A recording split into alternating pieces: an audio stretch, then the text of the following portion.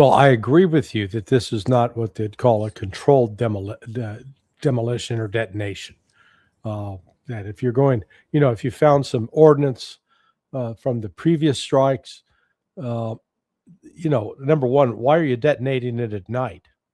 You know, rope it off, wait till daylight so you can actually see what you're doing, be very clear on what you're doing.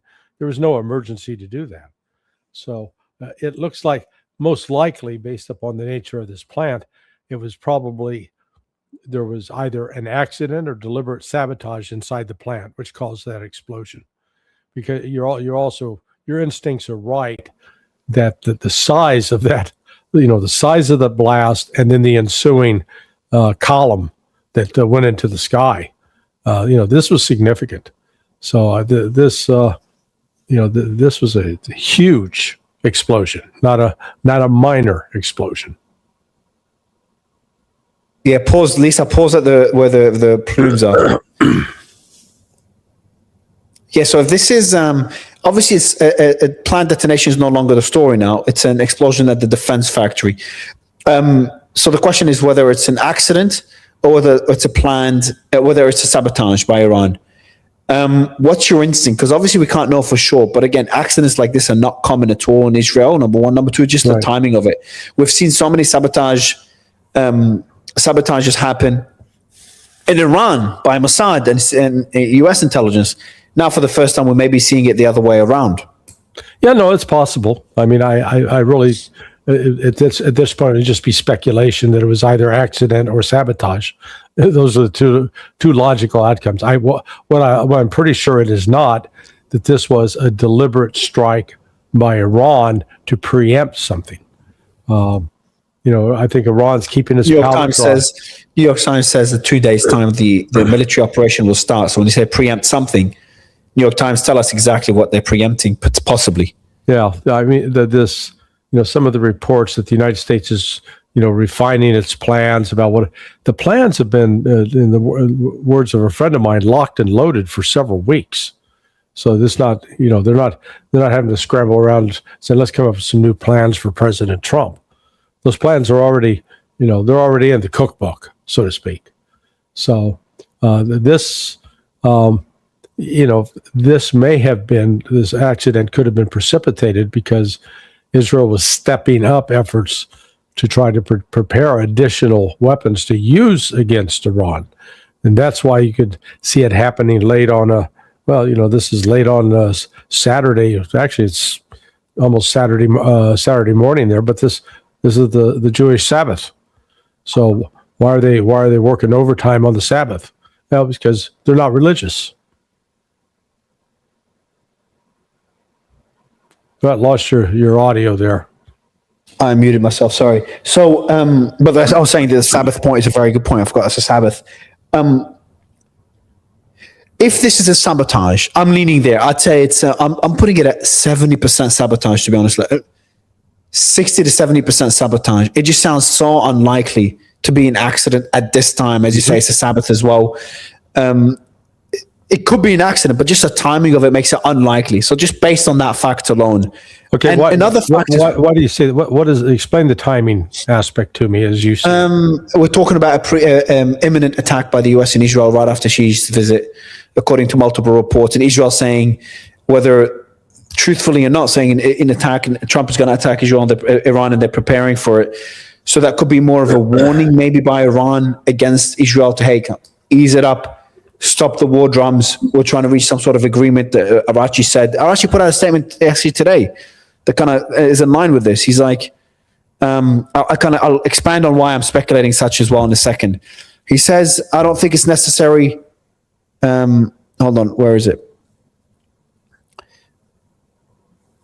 All right, he did put out a statement. Oh, there it is. Today, he said, that's Arachi, there are those who want to drag Washington into war once again, and I hope wisdom will prevail and that we will pursue diplomacy to negotiate a solution. But again, there are those who want to drag Washington into war once again. Obviously, Iran's been pointing at Israel all this time. So that's number one. Number two is that we do have Iran now being a lot more forceful in warning in advance. When the Operation Freedom, whatever happened, immediately they went off at the Gulf, at the UAE, and struck the UAE. And their explanation is like the UAE is trying to encourage the US back into this war. Right. And this is our warning to the UAE that we will strike you. And it's also our warning to the US that if you try something again, we will escalate. That's number two. And number three is just Iran is in it feels like they're in a much stronger position where instead of, for the last few years, they've always been waiting and responding to escalations. I think that calculus has changed. The same way they've understood restraint hasn't worked after getting into this war.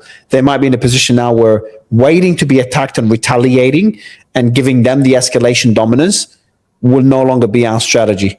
So, putting these three together, I seriously think it's Iran either sabotaging as a warning shot, because we saw sabotages in Iran, by the way, even ongoing sabotages apparently in Iran happening. So it could be either Iran saying, stop sabotaging us, number one. Number two, it could be a warning shot to Israel. Don't even think about it. Or number three saying, hey, we know you guys are planning to attack, just letting you know this time around, we're going to be responding very differently. So there's kind of multiple kind of thoughts on that point. Obviously, it could be sabotaged by Hezbollah or someone else, maybe something internal in Israel, or obviously it could definitely be an accident, 40% likelihood it's an accident. But kind of these pieces together, I wouldn't be surprised if it's a sabotage. Well, the reason I discount the sabotage is, again, listening to Arachi's statement, it is the United States is getting dragged into a war. If Iran initiates a combat, if they launch the attack first, even though from a strategic standpoint, from a military standpoint, from a I won't say diplomatic, but at least from a military and strategic standpoint, entirely justified. But by remaining in the victim status, where they are the aggrieved party, they're not the party striking first, which then justifies retaliation. They're the party that are holding fire. They're warning people, do not attack us. But if you attack us, we're going to retaliate, and we'll retaliate in force. So that's why I would think, particularly launching some operation like this, that was such a massive explosion. When you go back and look at the videos of all the different missiles that Iran fired into Israel during the first 5 weeks of the war, we never saw an explosion like this. I mean, this thing was huge, which, given the location that they're now identifying, leads me to believe that, yes, it was most likely an internal mistake. I have another question for you. Okay. On that point. Why would Iran just wait to be attacked? Even Blackjack disagrees with you, Larry. Even Blackjack saying, no, Larry, I know it's Iran's behind it. No. He's seen the neighbor across the street with her 2 dogs. Okay. But why would Iran, if New York Times saying an attack is imminent, and if Iran right now has information that an attack is very likely or imminent, or the decision has been made. So let's say Iran got intelligence, maybe from Xi. Maybe Xi told them, hey, I just met Trump. Yeah. He's made up his mind. He's attacking. And so if she passed that information to Iran, couldn't Iran, because obviously Iran wants to avoid a war, couldn't Iran conduct a sabotage to say, look, to try to deter the attack that seems imminent? And you might be like, why wouldn't sabotage deter an attack? Well, sabotage is not going to cause, I know there's the argument that a sabotage like this would offer justification. Yeah. But they don't need justification anymore. Look what they keep doing. I think the justification ended on February when the war started. Yeah. The need for it. Yeah, they keep doing it. Look, it'd be one thing if there was just one key security node in Israel that if you take that out, Israel won't be able to attack. Israel won't be able to retaliate. Well, those kinds of targets only exist in Hollywood movies. They're not real. Iran maintains the diplomatic high ground as the victim in order to be able to justify why it's doing what it's doing. So, for example, if were it not for the United States imposing a blockade on the Strait of Hormuz, you could have a lot of countries around the world angry at Iran for stopping the flow of traffic. But as Iran said, hey, we're willing to allow ships to travel in and out. just not ships that are connected with Israel and the United States who have attacked us, but everybody else is free to come and go. And then what does the United States do? The United States imposes that blockade. It's stupid diplomatically because it takes all the heat off of Iran, puts all the heat on the United States. The United States is the one that's interfering with international maritime traffic. The same way that because Iran now has the full backing of Russia and China, their counsel to Iran, I'm sure, is one of, you retaliate in full force if attacked, but do not be the one to throw the first punch. Because the one who throws the first punch, even in law, is the one who's considered the aggressor. No matter how much you think I was a threat, etc.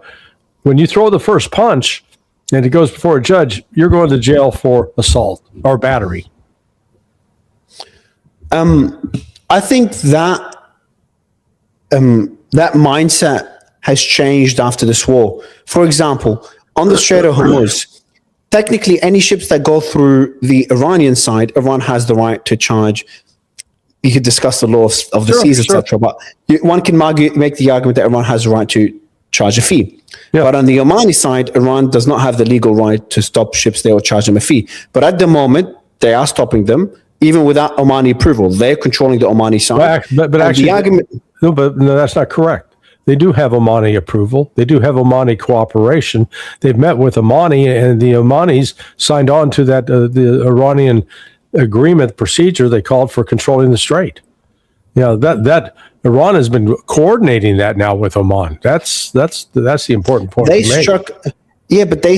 So if there's a ship going through the Omani side, okay, Oman could do whatever it wants with it. Sure. Iran cannot. Iran legally cannot. Now, Iran is not, because they've struck ships going through the Omani side. And Iran's argument is like, hey, there's a blockade right now targeting our ships, so that's why we're responding that way. Number one. Right. Number two, we've just been victims to a war of aggression, so don't expect us to suddenly play ball. According to international law, we should get reparations, and we're not getting reparations. Yeah. So that's why I think their mindset now when it comes to not being the aggressor, not conducting a preemptive strike that would have been the Iran for the last few decades, may be different this time around, especially when there's such a massive military buildup and they've been tricked twice into war. And I want to add another piece of information that I've just confirmed. The last two big accidents that are similar to this one, there was one in, okay, hold on, that could be, I got the wrong information. I got the Iranian ones. I'm just checking now if in Israel, if they've had other explosions like this that have been confirmed to be accidents, did they try to hide it or admit it immediately? Because if I get now a response that they've never hid them, when there was an accident at a defense manufacturer, they've admitted it immediately. Then I would question them, why did they try to censor it this time around? Well, in fact, Israel's attitude, is if they're attacked like this, they retaliate immediately against the attacker. Unless they don't want to unless they're worried about the consequences, because Iran still has 90% of their missile capabilities. They haven't. Well, Israel has shown no sense whatsoever of accepting that as true. I believe it. Absolutely no. I would say I know it's true, but Israel has consistently discounted. I'm wrong. Yeah, they did not admit accidents up front in the past either. Yeah. No. If they believe, they'd look for, even if it was an accident, they wanted to blame it on Iran as justification for launching an attack, they could do that. But, the size of that explosion, that was huge. It is something. There's something more to it. I don't know what it is, but it's just too big, Larry. Well, and that's why I'm inclined to think that this, again, why are they working late on the Sabbath in Israel? Because accidents don't happen if you just got inert material sitting around. So this suggests that Israel was involved with some project trying to create some weapon system that they'd use against Iran, knowing the urgency that the attack's going to be coming soon. Whether it comes Monday or Tuesday, if the United States is locked and loaded. All the U.S. folks are doing is waiting for the command to go. And So it's now It's at like when 12. you see a tactical, that look, if you see a video of someone that's not a military expert like myself, like if someone says, hey, Mario, this is a tactical nuke that was just detonated, I'd be like, oh, wow. I would not question it. That's how big the explosion is. Yeah, it looks better at night. You know, you would have seen with the tactical nuke, you would have seen more of a blast wave going out, and as well as would have what's called a disruptive electromagnetic pulse, an EMP. It would also Obviously, take out, if there was a warhead to it, but if it was like a massive explosion. So you're saying it's not a tactical nuke, just to be clear. I'm using that as an example to say like how big it is. If someone said, Mario, this is a tactical nuke, it kind of fits the description in terms of size. But what you're saying is it could be some massive weapon, some massive missile they're testing. yeah, or they were In preparation they for were the working they were working on, and someone made a mistake. So, but we can. It could be either. It could be sabotage. It could be an accident. I think what's pretty certain though, it's not a preemptive strike by Iran. There's no reports of any missile or anything Yeah, being launched from Iran. But I think the you do make a valid point as well. Just to be clear, I know I said 60-40 to sabotage. Or I'll take it down a bit because there's one argument. I'll go like 55 sabotage. I'll tell you why.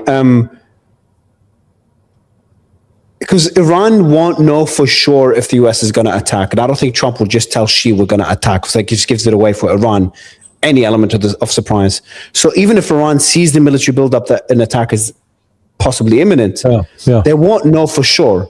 But they also know that if they attack first, then that 80% likelihood becomes 100. So it's still, from that sense, it doesn't make sense to be a sabotage.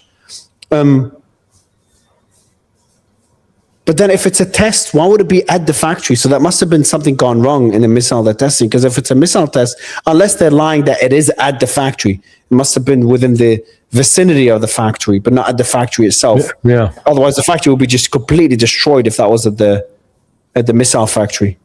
Yeah. Well, again, we don't know what the nature of the explosion was. Was it a warhead? Was it some chemicals in a certain area? I mean, but that's a big explosion. There's no to light the sky up like that. It is, there's some significant weight. Watching it again now. Yeah, I'm not seeing it. Oh, okay. I thought you're looking at the screen in a way. I thought you're watching it as you're speaking. Yeah, but just seeing it is like, boy, that was impressive. But I think.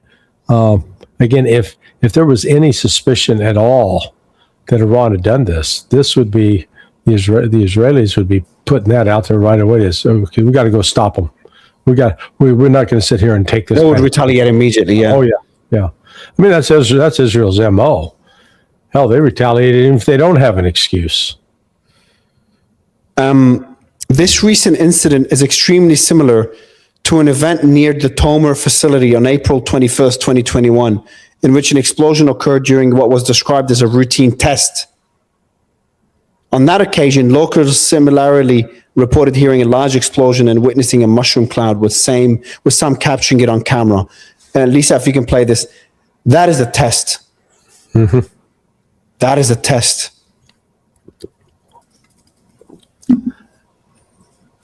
Not a good test either. Yeah, this one is much bigger than that one. But this is the same region at near the Tomer facility.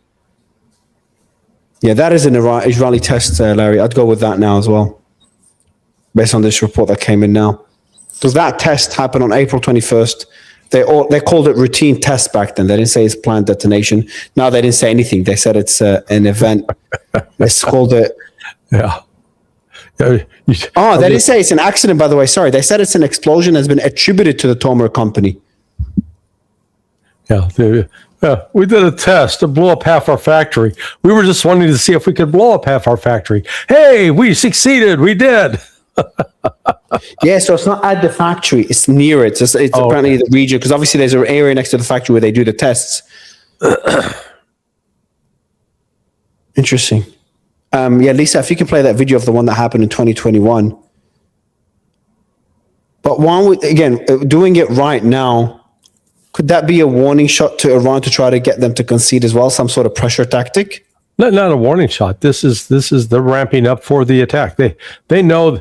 Look, Trump has, I'm sure the orders are actually already been given. Well, let me put it this way: at least in Trump's mind, they know they're going to attack. He and Bibi have agreed on a date, and it's just now a matter of the formal notifications going down through the chain of command. So they know that or at least Trump has assured Netanyahu, yeah, we're going to do it this week. We're going to do it soon. So hence the pressure on these folks in Israel to speed up their testing. We need to have this other new weapon ready. And it looks like they had a mistake. Maybe not a mistake. No, it doesn't look like it. Well, if it was an accident. No, not an accident. So they didn't say it's an accident. They said, so an initial report. So I misunderstood it as an accident. They said the explosion has been attributed to the Tomer Company, a government defense firm. Nothing about an accident. It's been attributed to the defense company. And an event in 2021 happened in the same region, same area, described in the same way. It looks very similar. Lisa's going to play it now. In April 21st, 2021. And back then they called it a routine test. Whereabouts is it located? Whereabouts specifically geographically in Israel is it located? Let me tell you now.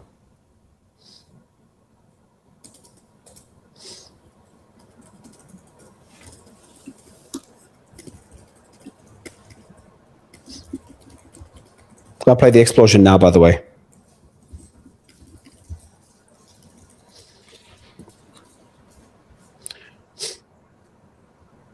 So based on the Tomer facility, it's near Ramallah in central Israel. And this one, it says, so when the report happened of this explosion, it said Beit Shemesh. That's where this one happened. The first one, Ramallah, this one's Beit Shemesh. So that's in central Israel? And that's the one in 2021. Okay, was that in there? So that area is roughly... That's in central Israel, yeah. Which is right next to, so 30, 40 kilometers apart from the one that you're seeing right now. The one you're seeing right now is 30, 40 kilometers away from the one that has happened today. Where is it located relative to Jerusalem? Is it south, west, southeast? Let me ask.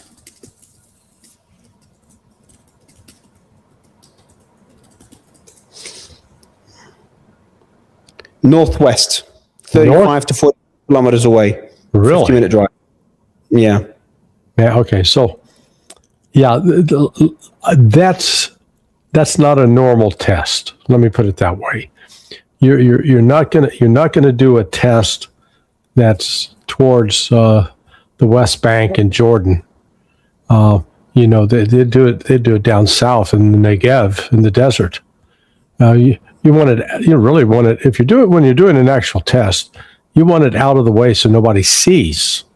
But that's why they did Beit Shemesh. So that one is So the one that I told you about was northwest. So this one, Beit Shemesh, is west of Jerusalem, slightly southwest overall, 25 to 30 kilometers. Yeah. So that's not a normal testing area at all. But the other one, the first one, city Ramla. Yeah, Ramallah. Is in central Israel as well. Ramla. So those aren't test sites. Those are mistakes. But in Ramla, they said it's a test and it's not in the factory. So if you play the last video again, Lisa, so northwest. So that one there was an actual test in 2021, not an accident explosion. It's one that they claim was a test. Claim was a test, yeah. I'm just telling you, when you look at Israel, Israel's not a big place, and when you do tests, you don't want them to be public. You want them to be quiet. You want to, what's the purpose of the test? Does it work or not? And doing it at night when everybody can see it like this in near populated areas, there's something that stinks about that. It just doesn't make sense. So, you can come out and say, "Oh yeah, we meant to do that." It's like there's a video online of some guy on a motorcycle, and he runs straight into a car head on. The guy flips up in the air, does 2 flips, lands on his feet next to the car. Yeah, I meant to do that. That's sort of I put this in that category. Mm-hmm.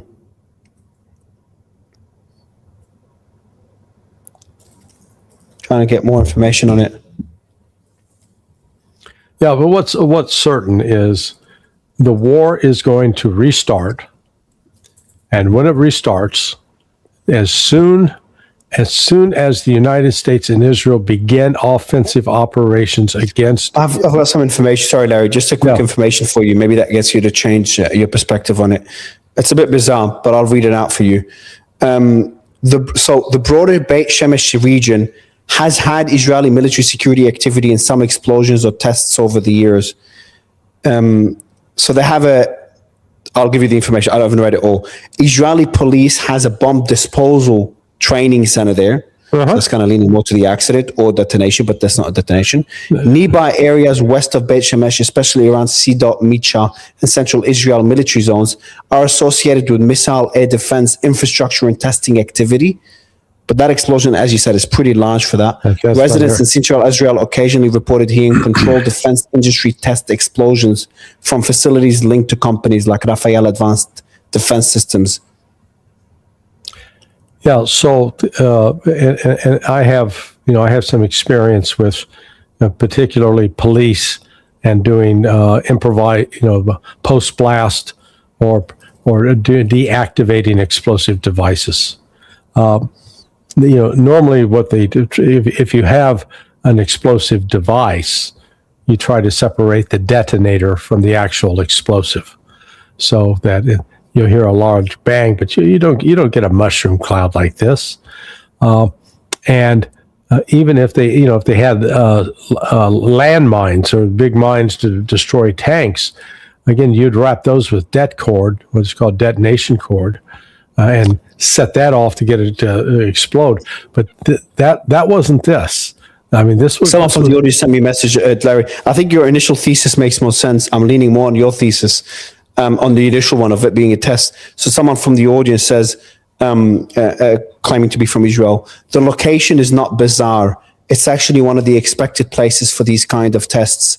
Tomer's facilities and related rocket propulsion testing are tied to Sedot Micha Air Base, a major secretive Israeli Air Force missile base in the same general area, roughly between Beit Shemesh and other central Israeli towns like Ramleh, where the 2021 is where Ramleh happened, and this one is Beit Shemesh, which are 30-40 kilometers apart. I'm leaning towards your first thesis, assumption that this is a missile test, an explosion test. Well, I think it's an accident, because this is you don't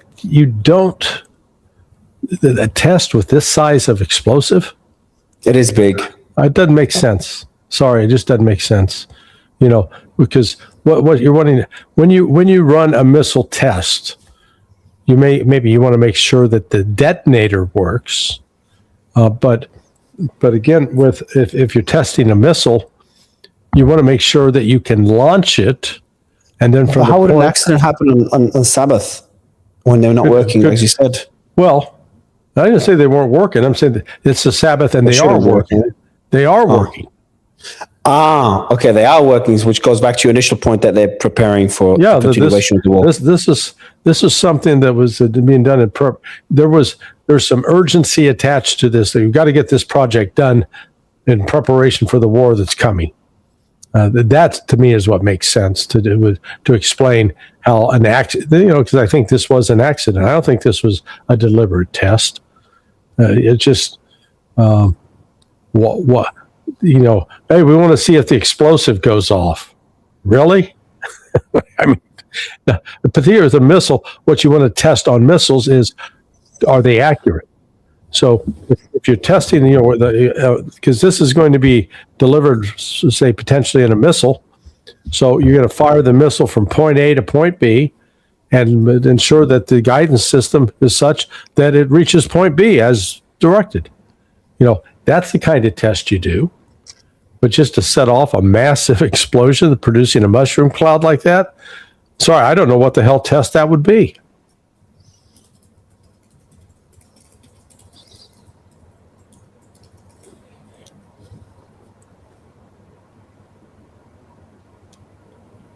So I mean, it's just, yeah. I mean, it's you're right to highlight it as newsworthy. It's very unusual, but it's like, So 3 scenarios. You're putting it as, in your view, number 1 scenario that makes more sense, this was an accident.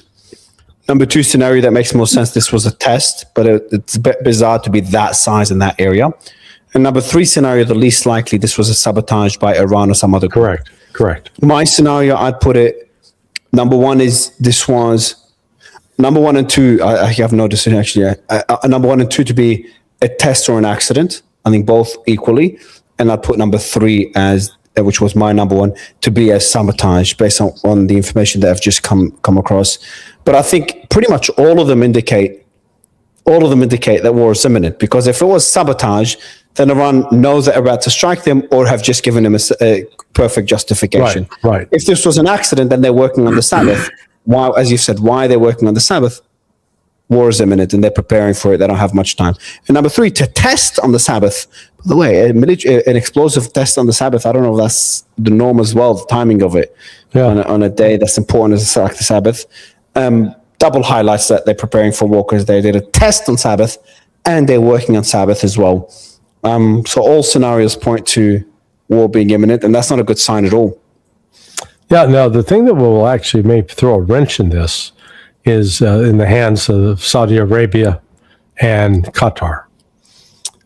If, you know, what forced Project Freedom to come to a grinding halt, and now more than a week ago, was when the Saudis and from the United States, you're not going to conduct air operations from our bases.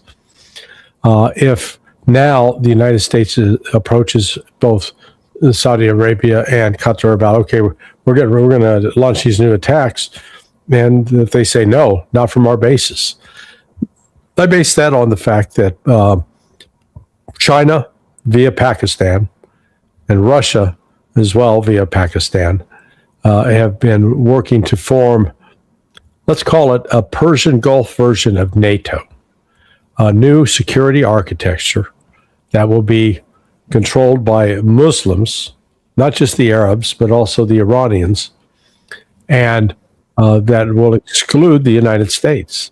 And the first step in that regard is both Saudi Arabia and Qatar telling the U.S., you're going to stop operating from our territory. This no more.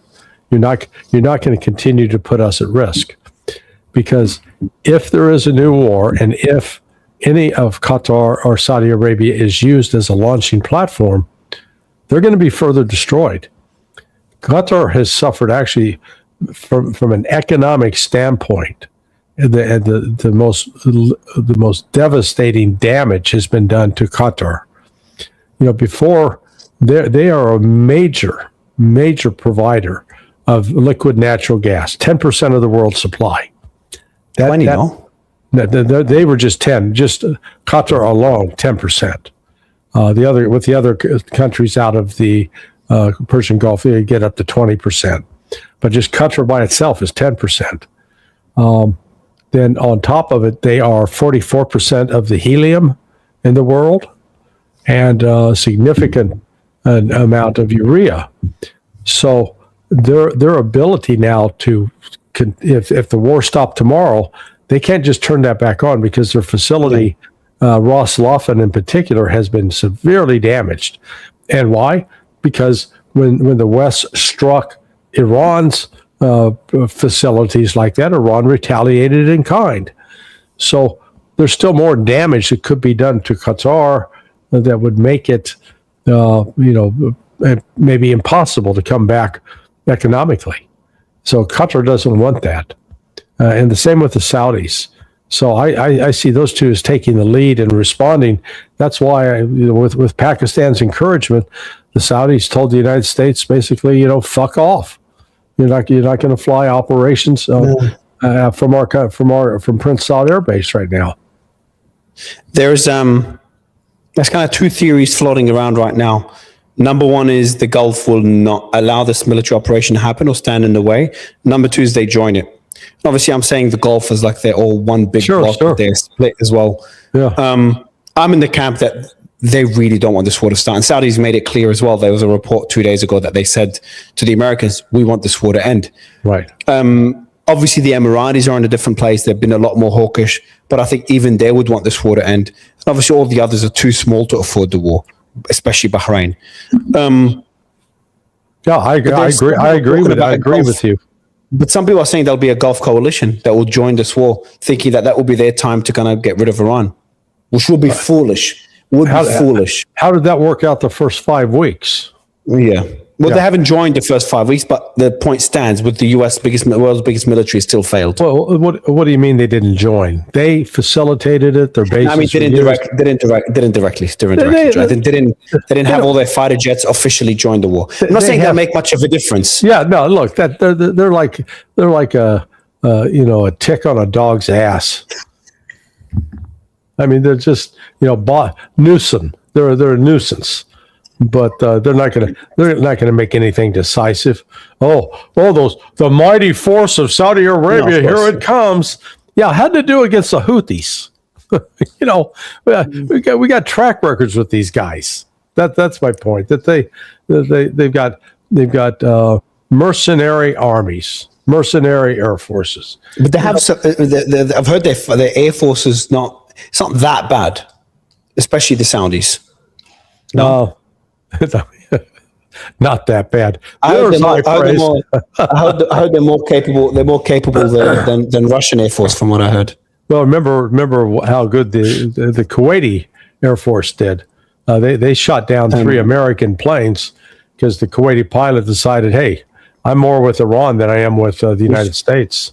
Just a quick piece of information. 6 U.S. Air Force C-17A's transport aircraft are currently departing the West Asia region towards Europe, with the 7th just taking off from Amman, Jordan.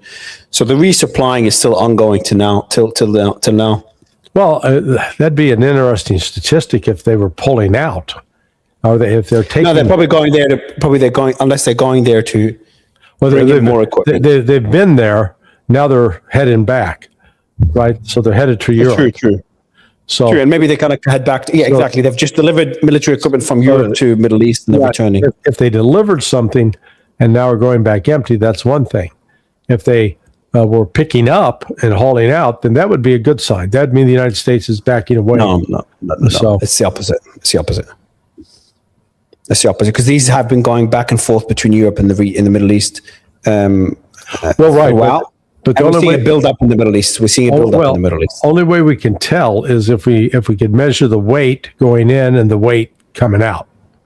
Because to get there to haul things away, they got to fly from the States. And no, I'm not necessarily disagreeing that it could be this is part of a last minute resupply effort. But that's if you're going to look for a sign to know whether or not we're going to war is. And the only way to tell would be to know the weight on these planes going in and the weight coming out. So if they're heavier going in, lighter coming out, yes, you're right, getting ready for war. If they're heavier going out than coming in, hey, the light at the end of the tunnel. What I'm really surprised by, how quiet everything is and how little information we're getting out of Israel after this explosion. We just see this massive explosion with a massive plume of smoke. A lot of groups are obviously speculating, not worth reading.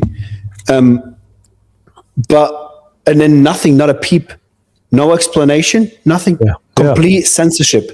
And that's an explosion that's bigger than what we've seen. We haven't seen explosions like this in Iran during the sabotage period. Yeah. No, I agree. And it's just quiet. Yeah. But there's no emergency services. That's why I think, sorry, I'm going back to it. There is no, I don't know if I told you, emergency services, the emergency response was blocked from going to the area.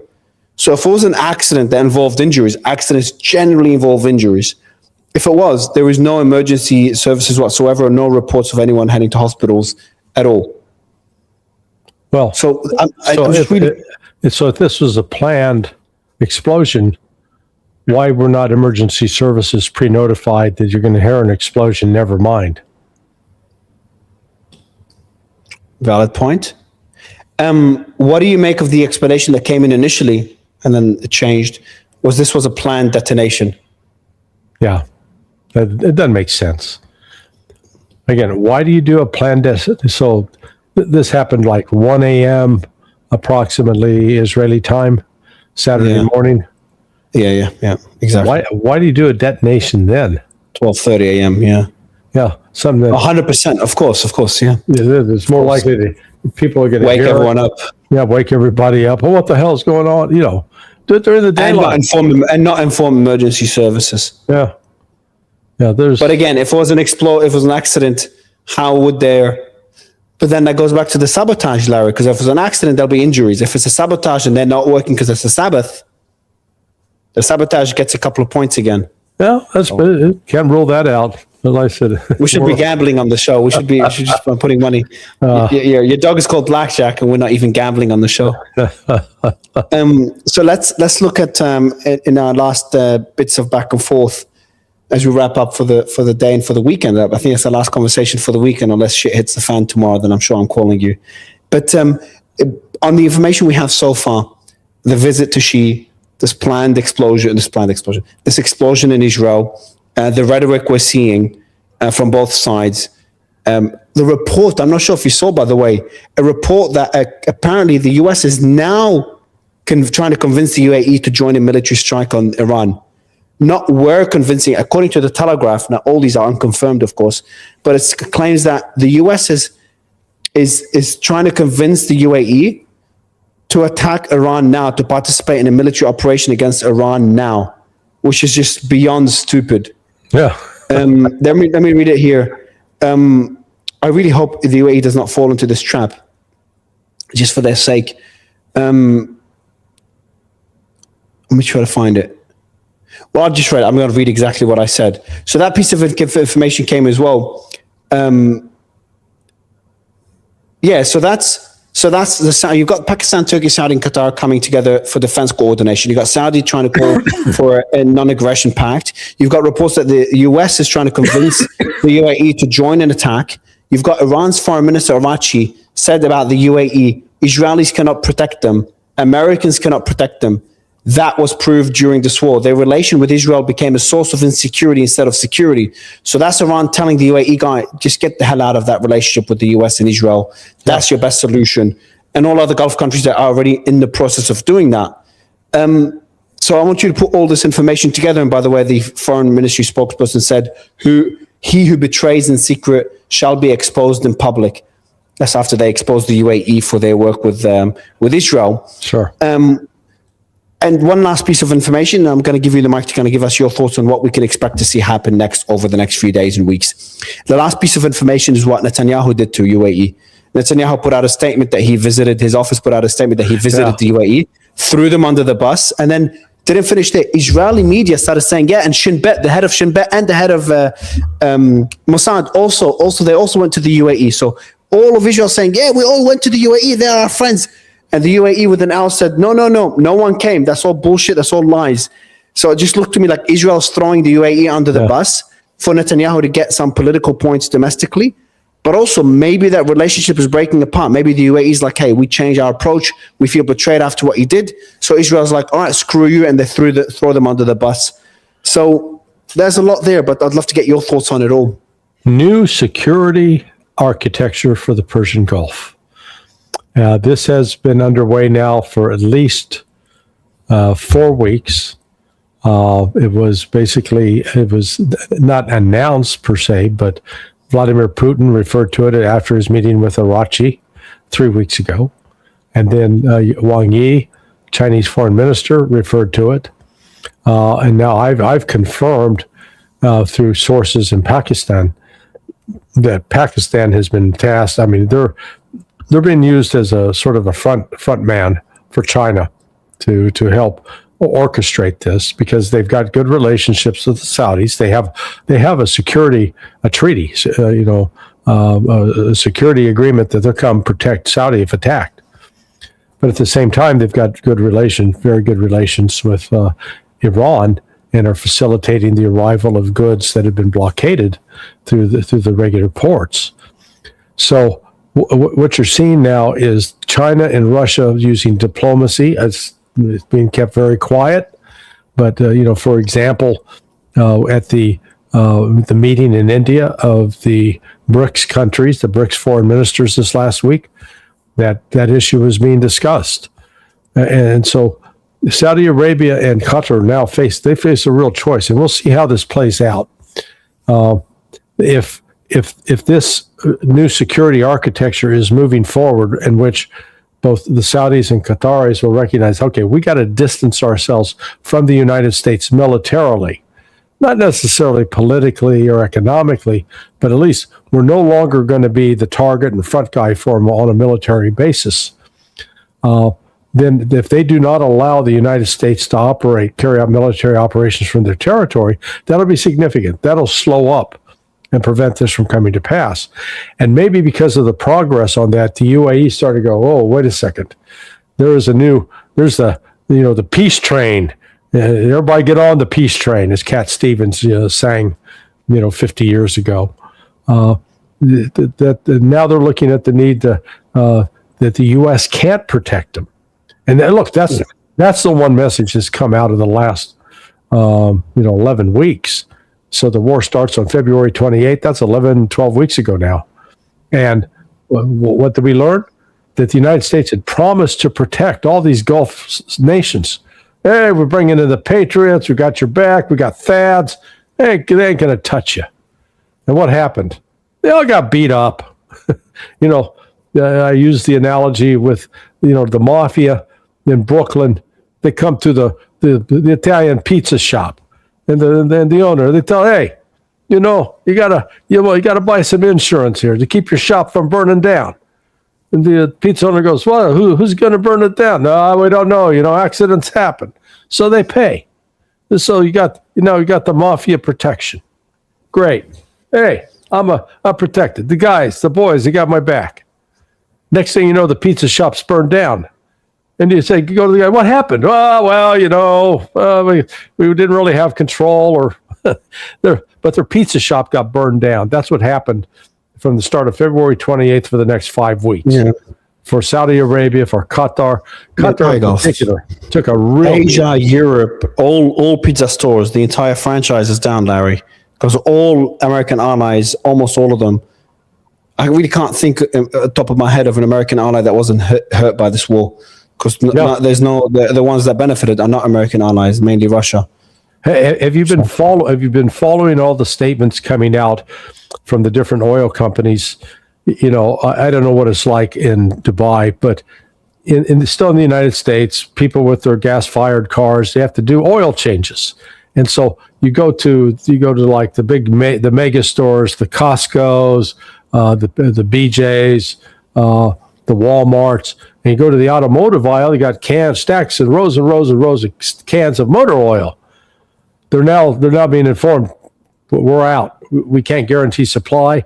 Car dealerships where, hey, your 15,000 mile service is due. We're going to change your oil. There's no oil for them to change. So that shortage is now hitting. That's just that's only starting. This thing is going to build and build and build in terms of the economic crisis. I wouldn't even talk about, we'll do it another day, on the hack that we saw, the Iranian hack in the gas stations, the American gas stations. Larry, I'll let you go enjoy the rest of the weekend. I appreciate you coming in. I'll give it a quick recap for the audience now on the Israeli situation, but always a pleasure to wrap up my day with you, Larry. Thank you. All right, my friend. You get some rest this weekend. You get fatherly advice. All work, no play makes Mario a dull boy, okay? All right, man. Thank you so much, Larry. Later. Bye. All right, guys, on the Israeli situation, which is so bizarre how quiet it is, I'm going to give you guys the latest update and everything we know so far, which is not much, to be honest. Actually, my team just did a great tweet. I'm going to read it out now. They were listening to me on the show and they did a tweet.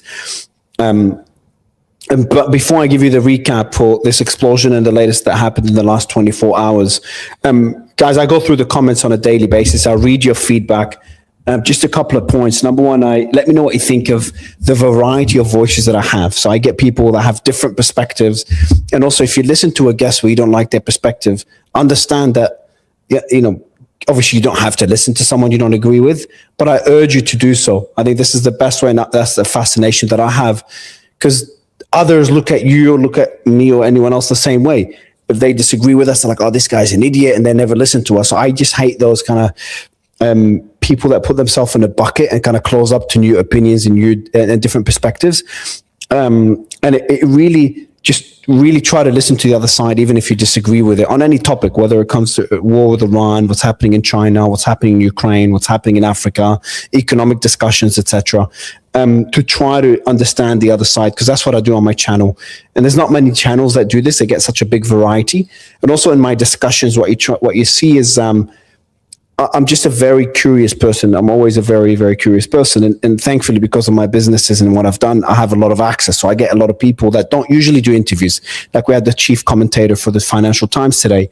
We had, I'm going to see Tucker Carlson. We had his brother 2 days ago. I'm going to see Tucker Carlson in person in a couple of weeks to interview him. I had Alex Jones yesterday. I'll be seeing him in person again as well, a couple of weeks. Dan Bilzerian, a lot of others. I'll be interviewing one of the leaders in the Gulf next month. So I'll be bringing all these different voices. I'm trying to get people from Israel. I'm trying to get people from Iran. And I hope you enjoy it. Okay. Keep sharing the feedback. Cause I do read a lot of it. Most of the comments I do read, I don't reply to a lot of them. I just read, and sometimes I reply, every night when I finish all the interviews. But guys, give you so let me know your feedback. I'll appreciate it. Now, let me give you guys a recap. A large blast occurred tonight at the same Israeli defense firm facility where a mushroom cloud routine test took place in April 2021. That's Tomer. So there was a pretty large blast. Lisa, if you can play the footage as I speak, because for the audience that hasn't seen it, they joined in late. So that blast happened about an hour ago. The initial reports were that the explosion was under investigation. And then they said it was a detonation, a planned detonation. But that didn't make sense because there were reports that emergency services, which shouldn't be scrambled because they should have been notified of the detonation, the emergency services were being prevented from going to the region. Then, and that's on Sabbath as well, guys. And then we get information that was, let me read out the exact report, but essentially it says that was linked to a defense company. According to Israeli media, the explosion has been attributed to the Tomer company, a government defense firm that develops and manufactures rocket systems used across air, land, and naval weapon systems, including engines for Arrow 2, Arrow 3 interceptor missiles. Reporters were initially instructed to remove coverage entirely, so they were censoring reporters. Then they allowed reporters to put footage without audio, and then they allowed them to put the footage with audio. So the reporters were being censored. If this is a planned detonation, there is no need for censorship. Emergency services shouldn't be scrambled. And then what we found out is that there was a similar event that happened in the same region, central Israel, about 30 kilometers apart, again, linked to the same company. And that was in 2021. Smaller explosion, but similar. If you can play, I'll put both videos for you, Lisa. The tweet that was just made by my team, it has both videos. Let me send it to you now. You can play both videos so people compare. The daytime one is the one that happened in 2021. The one that just happened an hour ago is the nighttime one, which seems much bigger. So I just had a discussion with Larry, and before that was Lieutenant Aguilar, and me and the lieutenant were talking about this likely being sabotage, considering the timing. And then in the discussion with Larry, sabotage seemed less likely, especially as we got more information and we started doing the comparison to 2021. And it was more likely to be either a test in a region that has seen tests before, or an accident, but there has been no injuries. And if it's a test, why were emergency services scrambled? So it's a very bizarre event, and the silence that happened afterwards is very odd. But I think all indicate the likelihood of a continuation of the conflict next week has increased after the explosion. Because if it's an accident, why are they working on Sabbath? Because they're preparing for the war. If it was sabotage, then Iran has just escalated the matter. And if it was a test, why would they test on Sabbath so late? The time of it as well is very important. That's because maybe an attack is so imminent that they need to test it as soon as possible before they deploy it in the next phase of the war. So across all, through all explanation, it's not a good indicator. This is the video of the explosion that happened. The explosion that happened an hour ago, and the one in the daytime, I think Lisa was playing earlier, is the one that happened. You can see the mushroom there. Very significant explosion. Very, very significant. Funny enough, this is literally the only footage we have. That one and one more video that's available online. And that's the one that happened in 2021. about 30 kilometers away, linked to the same defense company. There you go. Also pretty significant, actually, very similar. So that's the explosion that just happened. In other news, look, I could do a full recap, but I've done it in the interviews. There hasn't been anything too significant, to be honest. Essentially, the Saudi and Gulf countries want a defense. Some of them want a defense treaty, a pact, or some sort of agreement, cooperation. Also, Saudi is calling for a non-aggression pact. There's been reports that the US is trying to convince the UAE to participate in military action against Iran. Iran has become a lot more vocal against the UAE, warning the UAE. Israel seems to have thrown the UAE under the bus by saying Netanyahu and the Shin Bet leader and the head of Mossad came to Israel on more than one occasion to meet MBZ, the president. Immediately, the president's office here in the UAE denied those reports. Very bizarre sequence of events. To me, I wouldn't be surprised if we see the UAE move away from the Israeli alliance, not completely move away, because obviously they're using their air defense system, but start to improve relations with Iran to ensure that if the war does happen again, whether now, next week, in a few days, or in a few months or years, the UAE would not be targeted the same way it was targeted this time around. And then the biggest statements that came in is from Galibaf. That's probably something I should have mentioned in the interview with Larry. That was 3 hours ago. The world stands at the cusp of a new order. And I think this quote by Galibaf, this post 3 hours ago, sums up everything really. The world stands at the cusp of a new order. As President Xi said, the transformation unseen in a century is accelerating across the globe. And I emphasize, Galibaf speaking again, and I emphasize that the Iranian nation's 70-day resistance has accelerated its transformation. The future belongs to the global south.